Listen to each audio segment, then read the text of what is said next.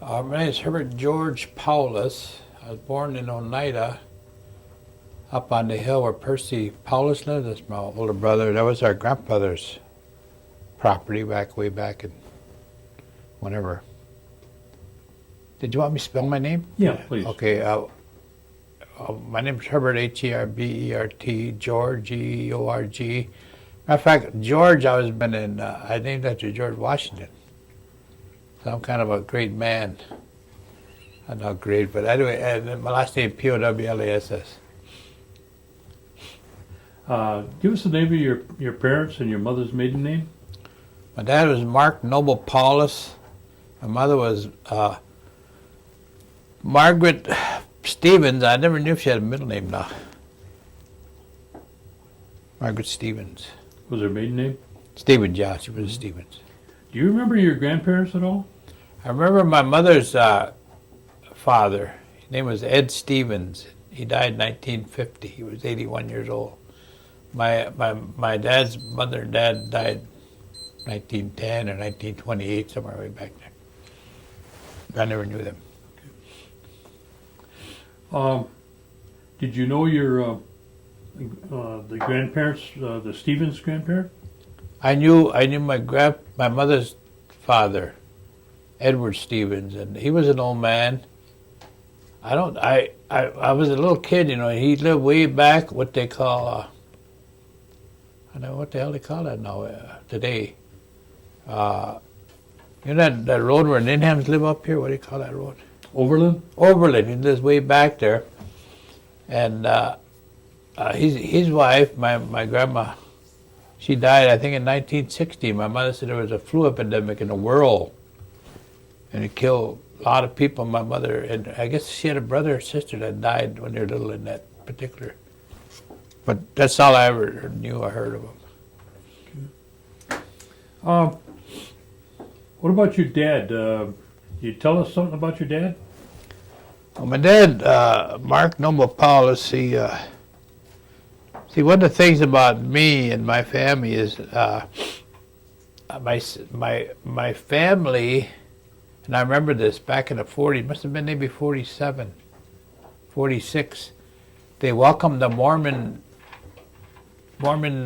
elders here when they first came here. They came. I don't know how they got involved with with my dad and my Aunt Ella Henderson, my dad's older sister. So kind of my Aunt Ella took them in. They were two young men, white guys, you know, Mormon missionary. And my dad and my aunt kind of got involved with the Mormons, see. So anyway, in the ensuing years, I would say half of my family became Mormons. And one of the things that the Mormon religion does, I personally never did, but I was raised around them. I was raised right here in this Episcopal church, by the way. I used to be altar boy, all that stuff. But one of the things that the Mormons specializes in the genealogy. So in the ensuing years, my sister Mary done a lot of genealogy on our family. He went way back to 1824 on my dad's side, in terms of who was married to who and who was this, and she can only go back to 1850 with my mother on my mother's side. She couldn't find no more records, historical documents. So my father, see my grandpa, my dad's dad, his name was John D. Powless, and the D stood for Dugwadek. That was his Oneida name.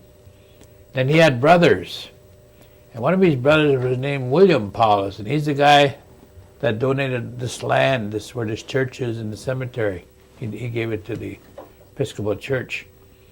And back in them days, now we're going back, my grandpa was born in 1850, John D. And his original settlement was right over here, down the road about a half a mile on the left. That, you know where that golf course is, that range? Well, that was all his original homestead. So the Powlesses on my dad's side, this area and this, you know, if you know about how land claims are, which I'm sure you did, you were at Counts for years. When we came here, our different families, like Powless is here.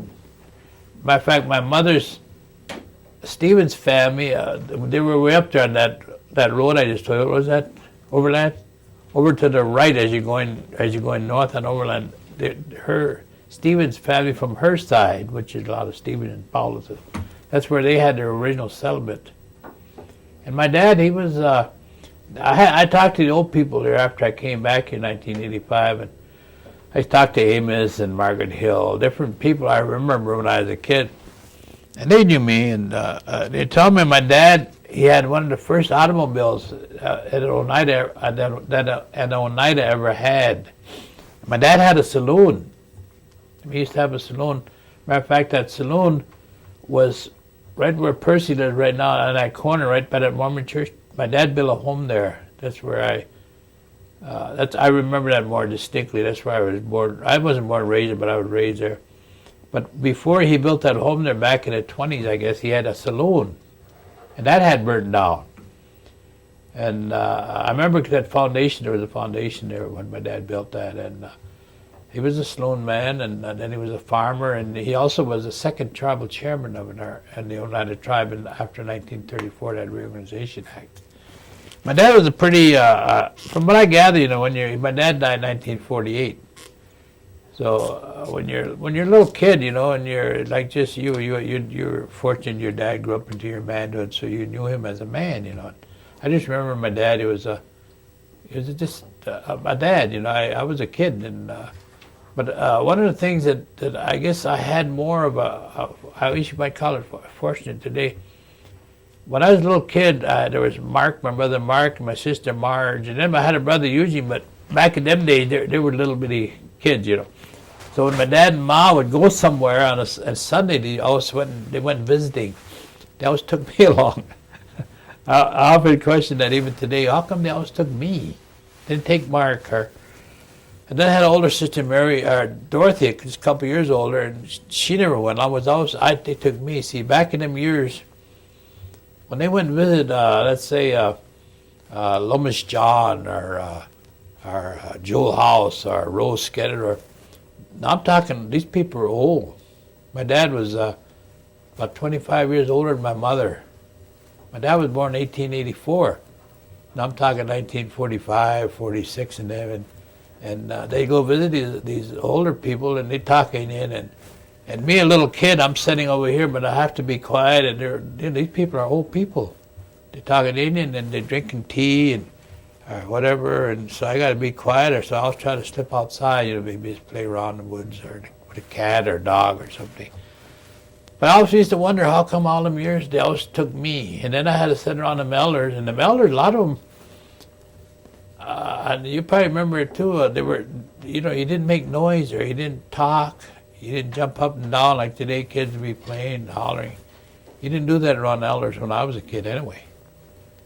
And but I'm saying I was fortunate because I remember a lot of things about the old people. Like I say, different old people that they go talk to, and I didn't know them. I mean, I know who they were today. I know. Like say Margaret John, she's passed on, but I remember her very clear. Her and my dad and her dad were good friends. They used to dig wells, water, drill for wells with the big long, by hand. So that's how I kind of remember. My dad was kind of like a farmer. He used to grow where Percy land. There's 33 acres there. He used to grow beans and corn and horseradish and stuff of that nature, and then he'd sell it. And like that, so that's how I remember my dad. Do you know what kind of education he might have had? Again, back probably about 20 years ago, one of my sisters, I don't know which one, maybe Mary probably, because she was always into that kind of stuff. She gave us a bunch of papers that say my Aunt Ella. I know she's the oldest because my Aunt Ella was born in 1874, and I know she's the oldest, but there was she had a brother named Percy, and of course Eugene Coleman, and they had a sister named Jane. There might have been some more, I can't remember, but anyway, there was letters from them when my Aunt Ella went to, and my Aunt Coleman and Eugene, they went to Carlisle, or some other schools, but one of them went to Carlisle with Jim Thorpe back in them days. And Levi Webster, you probably heard of him. He's that runner. My Aunt Ella, she went somewhere in Pennsylvania, and they were showing these letters they passed just amongst my family, about our aunts and uncles. And my Aunt Ella she come to church here. I guess, see, when I was a kid, I remember I was an altar boy here, and I remember people talking, or maybe my mother and somebody, maybe your grandma for all I know, because I remember your grandma was with that altar girl, Pearl House, Walter Hout's wife, and the elderly ladies back at that time. They took care of the priests, the altar. And I used to come with my mother, and we'd clean up on a Saturday and whatever. And well, anyway, I'm just trying to, I'm trying to think of all those things that took place, because that's kind of how I was raised until my dad died. Of course, I knew these people, and then people knew me. When I came home here in 1985, I remember Margaret Hill. Her name was Margaret Corn Hill Skenador. I remember her all my life. She was a friend of my mother. They went to Indian school, Toma. I think my mother said she was 6 years old. They took her and Margaret. Margaret had a sister named Tilly, and I remember these old ladies when I was a little kid. And they spent, 6-10 years in that Indian school at Toma. So I remember Margaret. So I went and seen her, I visited, how you doing? Remember me, Herbert Powless? And oh yeah, Herbert, yeah. And then she started telling me stories. That's what I told you about. And my dad and mom never told me those things. Of course, after, my dad died young, and then my mother, a year later, she died, but we never sat around and tell me about, well, who was this and who. But my Uncle Coleman, he lived till 1976. He was 97 then. So 76. Now he must have been born like what 1880. But he was telling me, I came home maybe in 1962. Just say a year. It was way back there. Coleman never married, that my Uncle Coleman, and he was he went to one of them schools way out east with my Aunt Ella and my Uncle Eugene. My Uncle Eugene was a machinist, probably like your dad. He had a big box of tools, and he worked in Davenport, Iowa for many years, especially during the war. And my Uncle Coleman, he was a mechanic, and he lived to be 97. He never married, but he was a gambler. And I remember him telling me, he said, "Don't ever get into gambling." He said, he said, "I seen men lose their homes and their families." And at that time, I already been gambling myself about 20 years, 10 years anyway. Well, anyway, I remember those things, and my Uncle Coleman was telling me, because I asked, there's some people here that are Powlesses. I asked him, well, what about this? Well, now where are these people? He says, they're not Powlesses. He says, way back, like when so many people came, they were still in New York, and they came over, maybe even Canada. But in order to get land, you had to have some kind of relationship here that you could, I guess you could, no, I don't know, but that's what he's saying, you could share in their whatever land they had, so they would change their name. Some of the people that came over here later.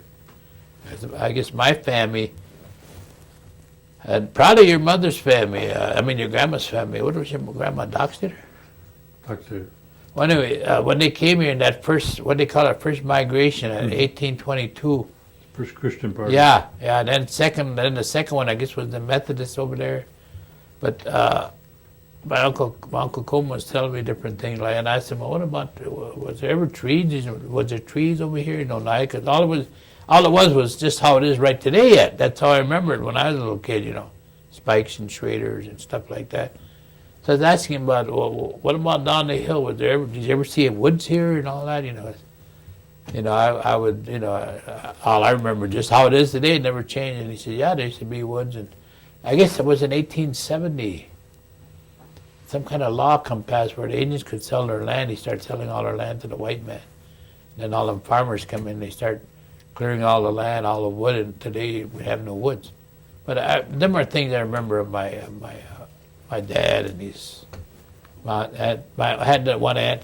I had another aunt that died in the year 1900, and she was married to a government official, Culbertson, and she had one daughter, and when she gave birth to that daughter, She died. That was one of my dad's sisters. Now, see, I don't know their ages. But anyway, this lady this white man, this federal official, he lived here for the tribe. I don't know what he was, called him a BIA guy. Anyway, after his wife died, who was my aunt, I guess maybe within 6 months he got transferred out to Montana.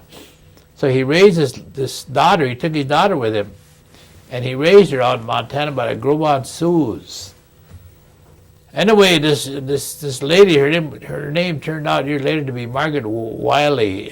She grew up with this white man. It's her dad, of course, but she was raised by these Gros Sioux in Montana. And then as she grew into adulthood, she married into that Gros Sioux tribe. And she came back here in 1960 when my Aunt Ella died. And none of us knew her except here. She's this lady that was my dad did and all them, except my Aunt Ella. Well, she's dead too. At Uncle Eugene and Coleman were still alive.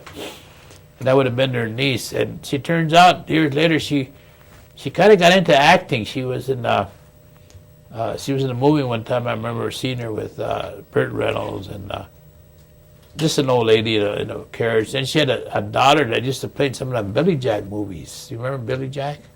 It's back when the early 70s, late 60s. But anyway, they had intermarried to where they probably have about 1/8 Oneida blood today. Matter of fact, Margaret Wiley, and I got to meet her years later, and I knew one of her granddaughters. And they were in Hollywood. They played bit parts, They were no big names. Okay, why don't you tell me a little bit something about your mom now? Remember her? Yeah. And, she went to school, and what kind of work did she do? Well, my mother went to school at, God, where is that? I just mentioned her. Toma? Toma, yeah. It's kind of funny, my mother, she said they took her when she was 6 years old. There used to be a train station up here in Oneida. I don't know if you remember that. Mm-hmm.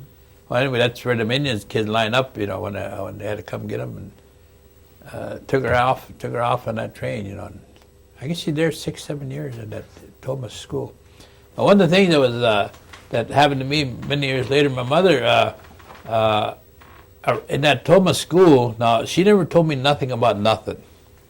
Matter of fact, I never knew nothing from my mother about the old days. I picked all this up through, I guess, just hearing stuff and then putting stuff together and then talking to old people later years. But my mother used to use words around us kids. One of them she'd talk about it. I don't know how she'd done it, but I remember these words as I grew up into adulthood. Sunbuckles, lutefisk. I don't know what the hell it means, but it's just words. Anyway, like I say, what did my mother do? My mother, actually, she was just a housewife to my dad. She had 9 children. Then my dad died. Well, one thing I remember about my mother, she of course spoke Indian, her and my dad always spoke Indian. And she always had a garden every summer. We'd always have, potatoes and tomatoes,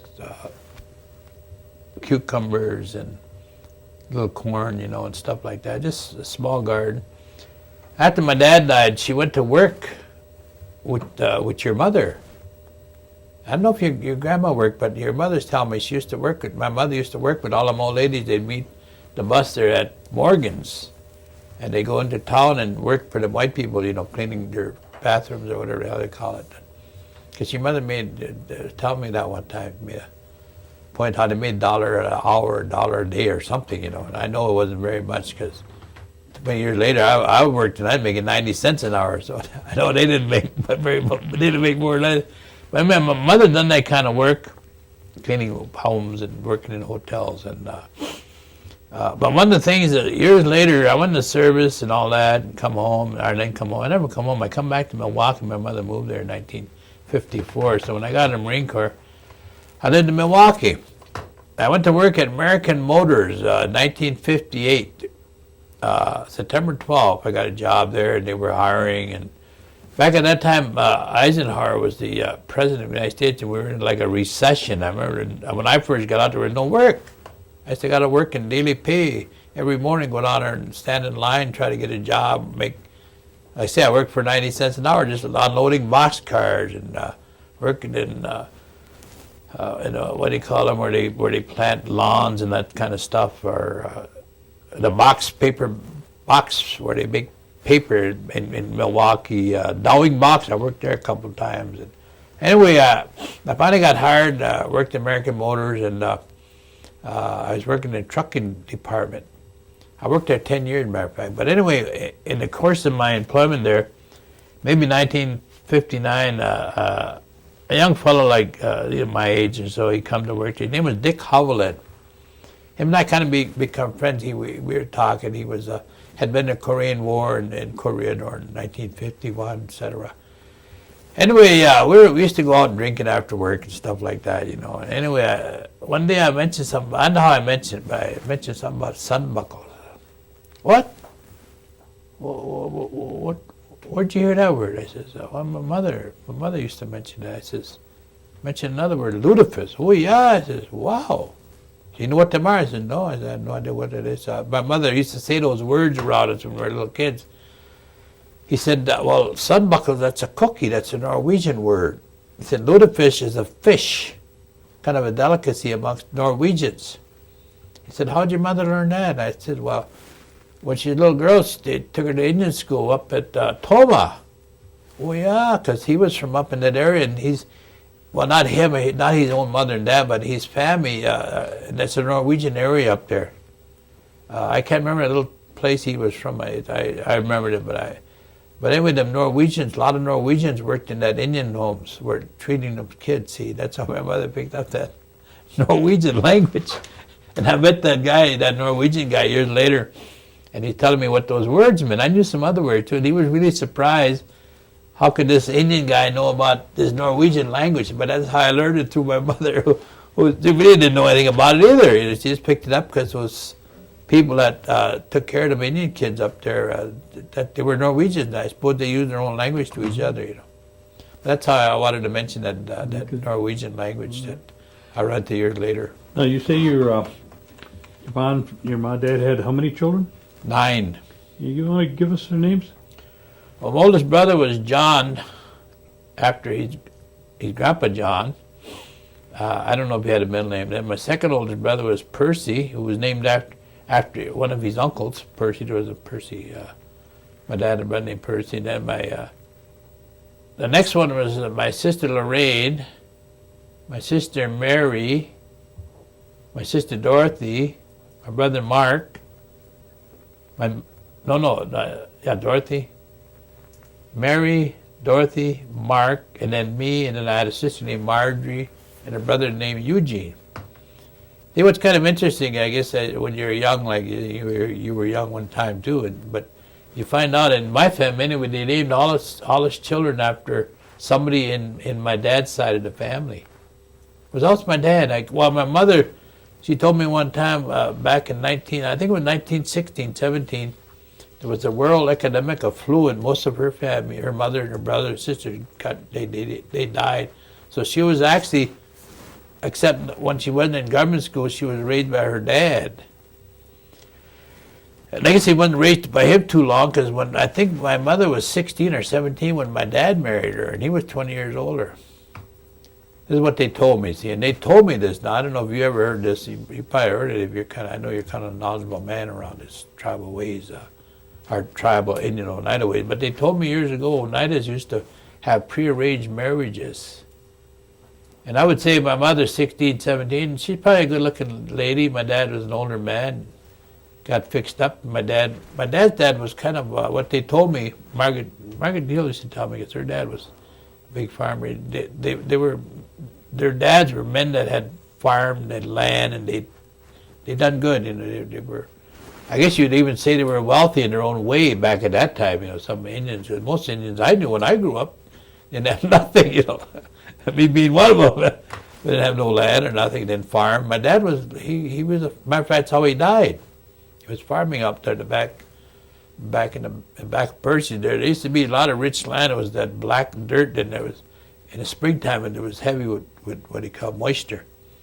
They never did figure out how he died, but they just found his body there. I fell off the tractor, and they figured maybe that smoke or whatever comes out of the engine, and it must have got him, and he fell off, hit his head, and he died. But that's basically all I could tell you about my mother. Okay. Her dad was an old man. I remember him, And like I say, when you're a little kid, 7, 8 years old, here's this old man, and all he ever spoke was Indian. I never heard him spoke English. He was a very dark complected. I remember him doing this though. Him and an old man, he used to hang around another old man. His name was Benjamin Stevens. He used to tap maple trees, and he used to make birch bark canoes, hand make them. I know what they did. What's the soul of them? Get old Gigi back in them years, because they were old men, and I don't know what the hell they did, where they worked. Old men, and he lived in an old log cabin back on that road I was telling you about. When I come back in '85. And even I think in the 60s, 70s, until I come up here, that little log cabin sat there for many years. Finally, and it was kind of a little house. And when I was a little boy, I remember going in it. It was like a little room here, and then upstairs there was a room. That was all. And years later, I'm a grown man. I think I was as big as that damn house. You're telling me that you went to school. Where did you start school at? Right here at the mission. And how many years did you go here? I started here. I was in kindergarten, 1942. I spent maybe 2 or 3 years here, because I remember Wendell and them were here. They were older, and there was nuns. They had nun teachers. They had white civilian teachers from Green Bay. I went here a couple of years, and for some reason, my dad said we weren't earning anything, so he took me and Mark out. I can't remember Margie if she went with us, but anyway, they put us in that Catholic school up on the hill. And that was kind of odd, I'm going to tell you something. And I don't know about you, how you were born or raised, or how you lived in your life, but when I went up there, it was all white kids, the farmers from this area. That's where they went. And well, of course, they ain't going to come here. This is Indian school, mission and all that. But when I start talking about stuff like this, I can go back to when I run into racism. And that's where I'd have little white kids, they kind of, they didn't play with us. They didn't recognize us. It was all right. I didn't know any white kids. I'm an Indian kid. I associated no intermixing with no whites when I was a kid. There's white people over there. They run them farms or whatever the hell they did, I remember one time some little white kid said something about Indians, so I smacked him in the mouth. Anyway, I was sitting at my desk later. I probably was about maybe 9. All of a sudden, I remember getting hit from behind. I can still remember that today. My head rang, and this nun came up behind me and whacked me good, oh boy, for hitting that little white kid. Anyway, I went there a couple of years. Then my dad took us out, maybe after he died, and we went to a public school up near Seymour. Right before you get to Seymour, there's a big building there. There's a school there. I went to school there. I don't know what happened if I got thrown out of there. Then I ended up going to school up there on VV. I think that's J. Where you on that road? You lived there, but way down there on the left by VV, there was a school. I graduated from that school at my 8th grade. But I'll tell you what, everywhere I went after that, I kind of like. And I don't know why I wasn't no big man, but if any, like Alan, Doc Steiner, and Vic and that family, if anything, they got anything with a hassle with whites, they come got me, and I went over and beat that kid up or something. And I didn't hate whites. I didn't have no hatred towards whites, but if whites said something to me, I went upside their head. Matter of fact, I got kicked out of Seymour High School. I went there because some white kid made a remark, and I whipped him up. And I guess they kicked me out because I had to go to Washington Junior then. I went to Washington Junior. Same thing happened there. I got a fight with some white kid over some racial thing. Beat him up. I didn't get kicked out there, but he come and approached me a couple days later with a gang. And I didn't know these white kids had gangs and all that. They're just me. I said, I didn't have no gang. I didn't have no bunch of guys. I hung around with Jimmy House, as Walter Hall's son, and Donald Beachtree. He just died here a couple of years ago. I hadn't seen them guys in 50 years. But anyway, I hung around them. They were just Indian guys, When we were kids, we used to play marbles, and they weren't fighters or stuff of that nature. But then right around that time, all my friends that I grew up with had went in the service. They were older than me, and during the Korean War, so I wanted to go in the damn war, or in the service, and get away from it, which I did. I forwarded my birth certificate, which I got right next door. See, we were all born at home, and so how they kept track of us. The priest kept our records. So I got forged my birth certificate and joined the Marine Corps, January 28, 1953. Left here and didn't come back for 30-some years. That's kind of just about me, at that particular time here in Oneida. But my mother, her dad, and he died in 1950, and my dad died in 1948. So kind of in that sense, and my brothers all left too after World War II. Johnny and Percy and Marky went in a service during the Korean War, and he got out, and they all become iron workers. And I fortunately got into working American Motors, had a good job, and I worked there for 10 years. And my sisters got married and left California and Oklahoma and different things like that. So my family, all lived away from here for a long period of time. Well, you tell me you went in the Marine Corps in '53? Yeah, January 53. Where did you go? What do you mean? Where did they send you? Well, I went to boot camp in San Diego. Mm-hmm. Got out of there, went to Camp Pendleton, Advanced Combat Training, and then they give me a 10-day leave, and then I come back and they ship my ass to Korea. Spent 15 months there, come back. Were you in the infantry all the while you were Yeah, I was. Matter of fact, I didn't understand things. I'm just a kid. See, 16, I turned 16, just a young kid, and thought I knew something. But I remember when I went to Korea, they gave me a BAR, Browning automatic rifle. I carried that rifle about big as me. I weighed 135 pounds then. I was 5'11" and a half. But I remember that, and years later, I was reading some stuff. They said, I didn't like this big BR. You could 20 rounds to a clip, and I think he had about 10 of those clips he carried, big. But I remember reading about that. In combat, anyone that had an automatic rifle, his life expectancy wasn't over 5-6 minutes. Zero, when the shit was flying. See, and I was the PR. I didn't know that them guys give me that damn rifle. I wasn't expected to live too long. Sorry. But one of the things that happened to me in the service, when I went in the Marine Corps in boot camp, I was in boot camp with 70 Texans.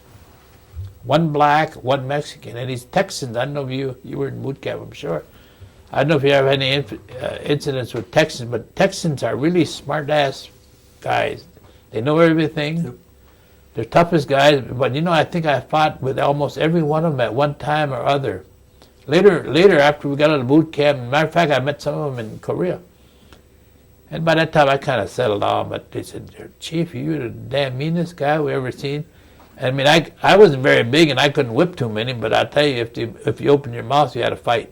If you made any remark, or they had, white guys at that time, and I guess they thought they were funny, they'd kind of make whooping marks, or, just because I'm an Indian. And years later, I realized it didn't mean anything, they're just stupid. But to me at that time, being a young kid, I don't know why, but I was a very hostile young kid, and if you said anything like that to me, you had to fight. I mean, I'd give a shit who you were, how big you were, you had to fight. But anyway, I went through that with those Texans. Then I didn't like hillbillies. Later on, I met hillbillies, and they were all squinty-eyed and had buck teeth. So when I started drinking in the slop shoes, I'd see a hillbilly sit there look at me wrong.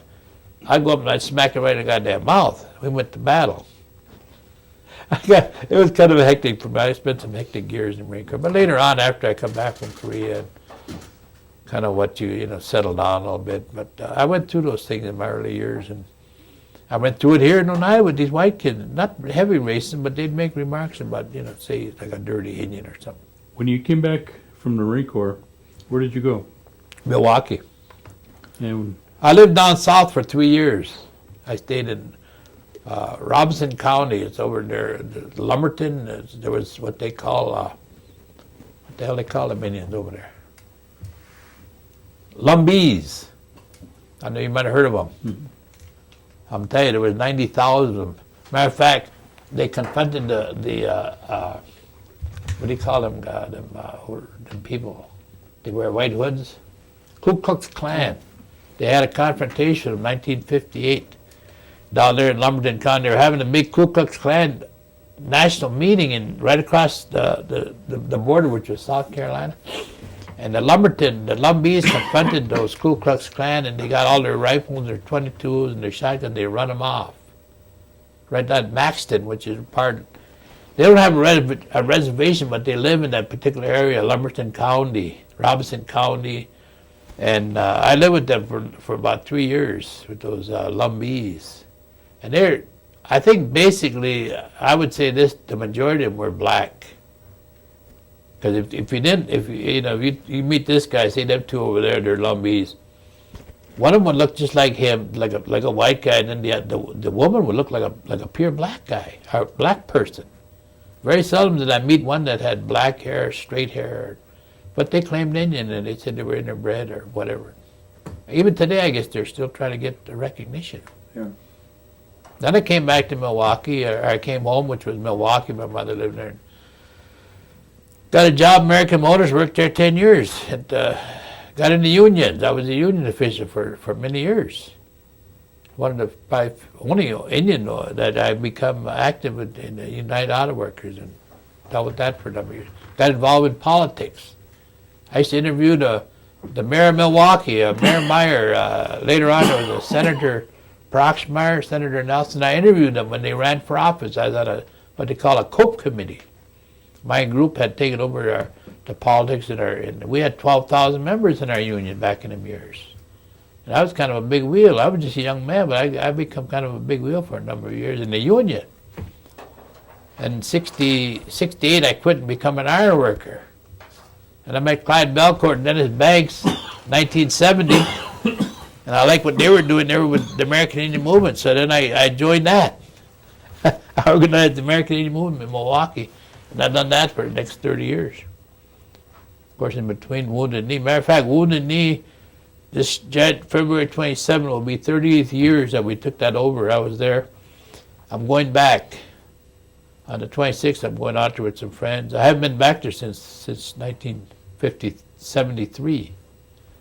But I always said this, because I remember this, and we did it in 1972. We organized a march across the United States. We called it the Trail of Tears. And we marched across the United States with 3,000 Indians.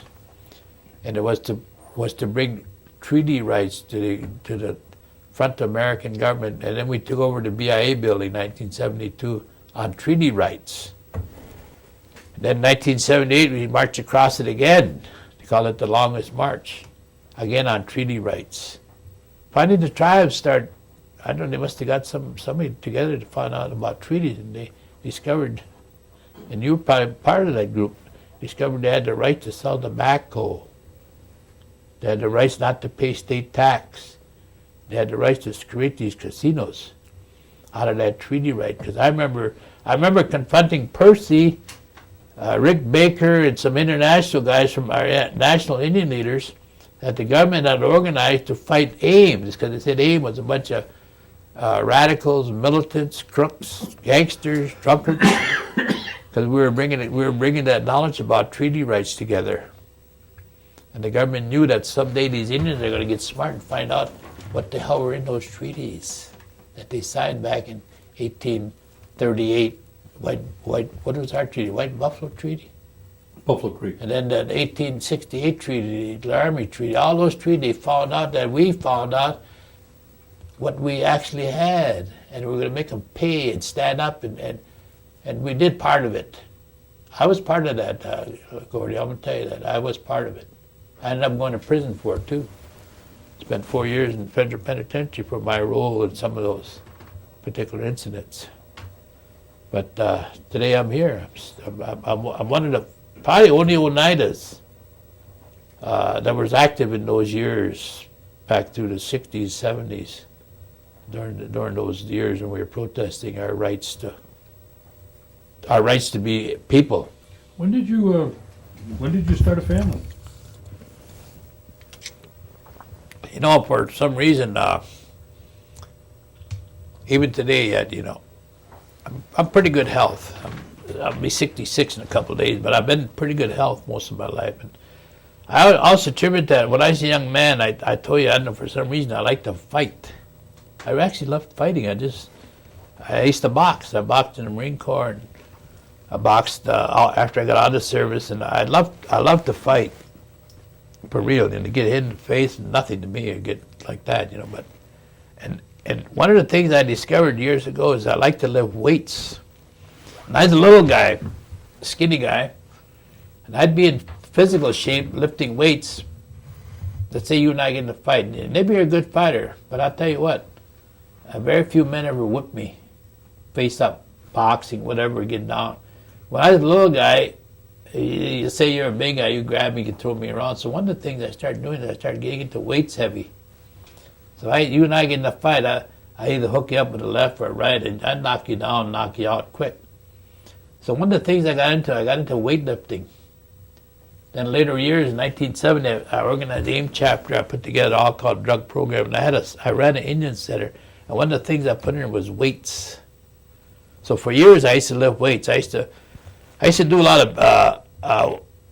I wasn't a bodybuilder.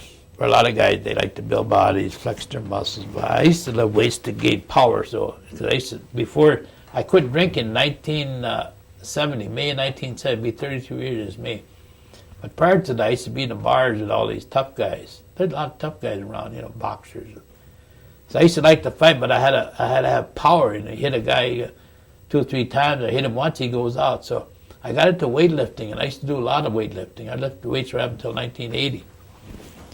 And I also attribute that to 1990. I had 6 bypasses. I near died. Matter of fact, I was on the operating room table 15 hours. And then 1992, I had a stroke and I was paralyzed. And all these things happened to me. I'm telling you, most people would be dead, But I recovered from the stroke in 3 months. I was paralyzed. My whole left side was paralyzed. If I took this with my hand would start shaking so bad it would go fly. I learned to walk everything over. But I also attribute that to my weightlifting days. I used to work out 4 or 5 hours a day, every day, for years. My oldest son, his name is Buddy. I don't know if you know the young man. He's about 40 now, but that's what he did. He got his bodybuilder. He liked to be that flexing muscles. But it was different with him. When I was a young man, I used to fight, be in bars, or some redneck say something about knocking their head off. But we done those for different reasons. He done it when he got older. He liked to be in good shape. Plus, he liked to have the muscles where guys flex their muscles, and you see rippling muscles. I never had that. But I used to like to do it because if I had to hit him, man, I want to knock him out. Well, anyway, that's kind of how I did. That's how my health was, and why I got into weights, and why I liked weights, and I believed in lifting weights, and makes you strong and healthy and all that stuff.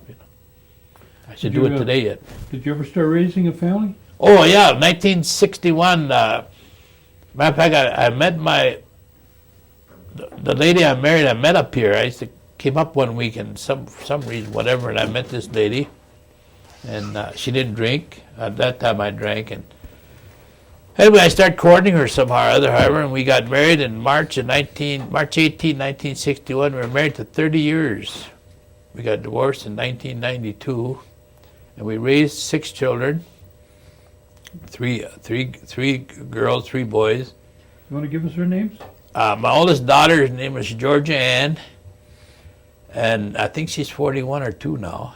My oldest son is Buddy Powless. His real name is Vincent David, and he's 40. My next daughter is Gina Dolly. She named after my mother's mother, my mother's grandma. And I don't know her age. I think she's 37. Then I have a son named Anthony Nelson, named after. See, my wife was a Ninham. Nelson Ninham was her uncle, and he had a brother named George in him. You probably know George. He used to sing Indian song. Well, my son Tony was named after him. We named Tony Anthony Nelson. No, we named Tony after Nelson Ninham. You knew Nelson, right? Well, anyway, and then I had a daughter named Cheryl, and then I have a son named Geronimo. We named Geronimo. He's born in 71. We named him after Geronimo, and we gave him a name Joseph after Chief Joseph of the Nez Perce. That was back in my AIM days. And so we kind of gave him. He was going to be the warrior out of all my family, And so anyway, I raised all my children. One thing I'll tell you though, what I'm very proud of, Gordy. I raised my children drug and alcohol free. Okay, we were talking about your children. You have any grandchildren? Yeah, I have. You know, I'm gonna tell you what. I think I have 14 grandchildren. I'm not for sure. 'Cause I'm divorced from my wife. We've been divorced 11 years, and she took care of. And I have, I think, 4 great grandchildren. Okay. Okay. And one of the things that I say today, you know, myself, I'm very proud of. First of all, I'm proud of the fact my kids are all drug and alcohol free. My son, my oldest son, he's 40. He says sometimes, Dad, you know, I've always heard about this alcoholism and drunkenness. I'd like to take a drink of liquor someday, just see how it is, you know. I said, son, you do that. But anyway, my children, we raised them in the way that we picked up on, my wife and I. We went to the Longhouse first. And I'm telling you this, you know, he put us on tape and do whatever you want, but I could not, and I knew words from Oneida, but I never picked up the language. So when I go to the Longhouse, I didn't know what they're saying. My mother at that time, she was alive, she'd go with us, and she'd interpretate, you know, when they said this and that, but unless you know the language, I'm going to say this, I'll say this to anybody, you got no business in there. You better learn the language if you want to learn about the Longhouse, because basically that's what it all is. And if, at that time, now, I don't know if it's any different here, because I've never been to the Longhouse here, because I don't know anyone that speaks Indian. My son speaks Indian, he learned to speak, and he speaks it fluently, but so anyway, I got away from the Longhouse and I picked up other ways, and we used the pipe, we used Sundance, we used sweat lodges, and we used the peyote way. And I'll tell you what, and I brought that here in 1980, 81. When we first came up here, I remember people used to ridicule me and my family, said, the people over there, they're running around naked, and this and that, and all this and that. It was kind of funny. But today they say there's over 20 sweat lodges in this community. When I was a child growing up, the only thing I knew was the stone church here, nothing else. And later on, the Mormons. I never did go to Catholic, but today I find it very good because I know it helped me. It's helped me stay sober, not to drink, and try to be a good person. And that's all it is. It's just praying to God, the Sangwa so be good. I learned that. That's what I learned in all my life after all these years. Be a good man to everyone. I know your family. I knew your dad and mom invited me to their home one time. And I knew Wendell well. I worked with Wendell too, and as a kid I knew him. And Mary Edna, I know her. I knew your grandma well. I used to go to church over here with her when she was on that altar go with my mother years ago. So anyway, I find all those things in my personal life, just between me and God, I found it very good that I was able to do that, because I wasn't taught that about Sangwa so about being good or raise your family that way. Teach them. And I don't know if you ever met any of my children, if you know any of them, but you'll meet them, they'll treat you just like you treat them. If you treat them good, they'll treat you good. Treat them bad, you probably won't ever see them again. They won't. You know, they won't. Me, when I was a young man, somebody said anything to me, I'd jump in their face. You have to go to the city with me. You're going to have to get down. But my kids ain't that way, and they're nice. They're nice. I'm very proud of my children. They're very nice. Matter of fact, my oldest son, my youngest son, and my daughter and their mother was invited down to Miami this weekend. Some Indian lady they met's marrying a rich white guy, and she wants them to marry them, so they're going to Miami, paying their all expenses for a week. They're all taking their golf clubs. And they're leaving tonight, matter of fact, for Miami. This lady married some rich guy down in Miami. If you know, with the information that we're gathering here and the observations that you've had over the years, what kind of recommendation or comments or concerns would you share with the youth of tomorrow, or not even tomorrow, today, so to speak? I'll tell you what, Gordy, as you know, I told you I grew up and born. I remember when I was a little kid, I was playing in the woods up here. You know where that they called Norbert Hill? And all that stuff before that wasn't how it was, just the woods, you know. They changed all that in my time. I remember playing out there one time, and I was under a big pile of woods or something, you know, whatever we call it, wood brush. I remember sitting there, I remember dreaming or fantasizing about, I wish I was born in the old days. I could be riding a horse and I'd shoot them settlers, you know, my bow and arrow. I'd kill them or something. Anyway, I grew up that way, and that was one of my dreams I had in my life. Later years, I got involved with the American Indian movement.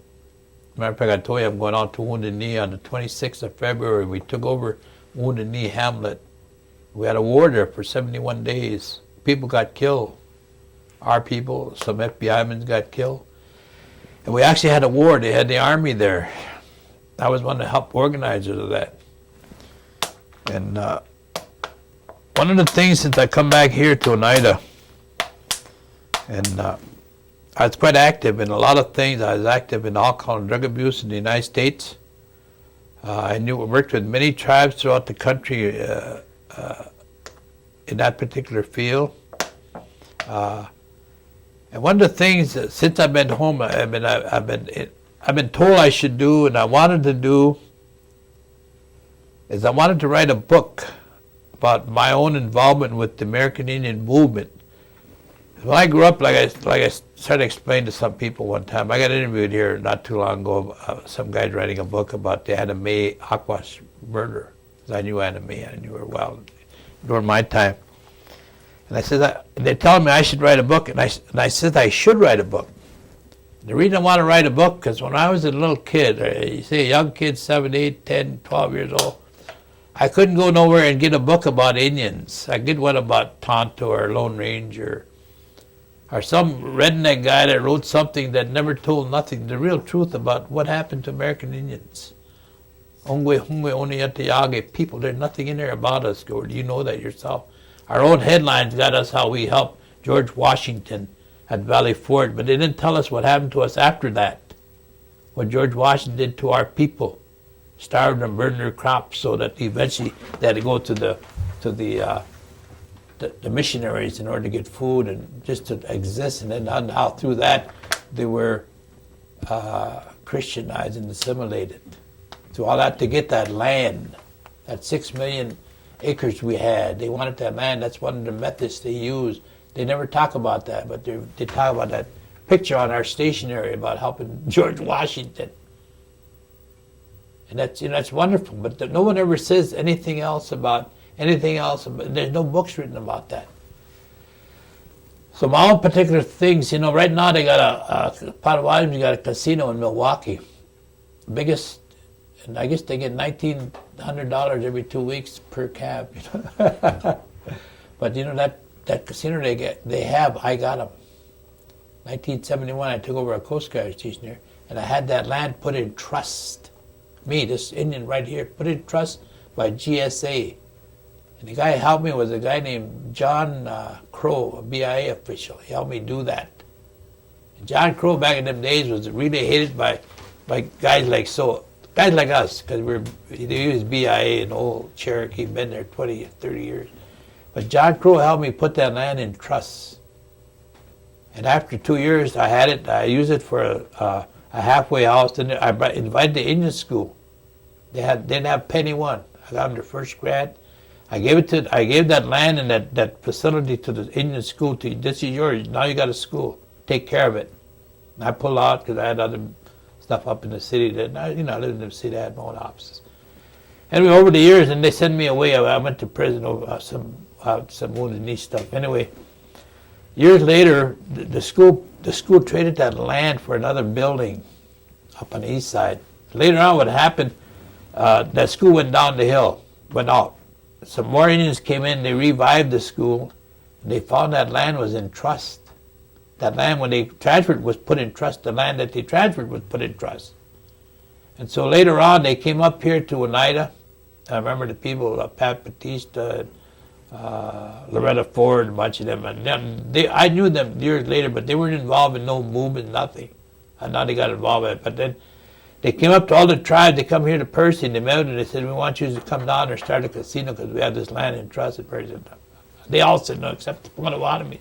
They come down, they put that land in trust where they are in that valley, and they put that Concordia College, that Concordia traded them for the school up on the east side, Bartlett Avenue. Today, the school has a budget of $30 million. About 3 years ago, they called me down there. They wanted to recognize me, just the school there, because I know I didn't really know them, but I knew some of their school board members. I like Gordy Casina. I used to know him back 50 years ago. His son, now the lawyer, he's on there.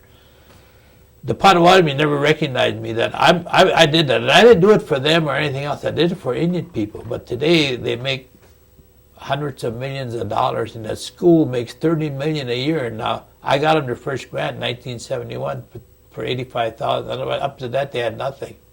They used to operate on somebody give them some food or bread or something. Give them a chair. Marge Stevens, my sister, Marge Funmaker, Skenador, and Darlene Nakanish Summers, they're the ones founded that school. Matter of fact, they met with me a couple of weeks ago and they wanted to see if they can do some history. That was part of what I'm getting to is I want to write a book about, not Herb Powless per se, because I was one of the few that done a successful takeover of federal property. They did at, somewhere in Washington State, they did this takeover and they turned it into a big Indian center. I can't remember that guy's name. He was White Rabbit or something. He died, but Alcatraz didn't take place. Grace Thorpe done one where DQ University is. There used to be an abandoned radar station. Today I think DQ still there. But anyway, it was 20 years later. And I was one of the few, and that today the Potawatomi don't know that. They never called me down and said, "Everyone, thank you for doing this," because they make all kind of money. And that's one of the reasons I wanted to write the book, because I want some kid, maybe 100 years from now, by the time we're still assimilating. They're going to say, some Indians are going to be like me when I was a little kid. Where the hell is the Indians? Was there ever warriors? I read about Crazy Horse or Sitting Bull, Tecumseh, Chief Joseph. They fought for our rights, and today there's nothing left. There's just these guys that they have a casino, they got money, they got a car, or whatever it is. But maybe they were like me. I wish I could just be riding on my horse, shooting those white settlers. I had a dream about that. But I come in my lifetime, that kind of happened to me in my own way to the Indian movement. Yeah. Okay. But that's kind of what I wanted to talk about. That was all. Good. I think we're going to stop right there. Good. That's good. I like that. Very good.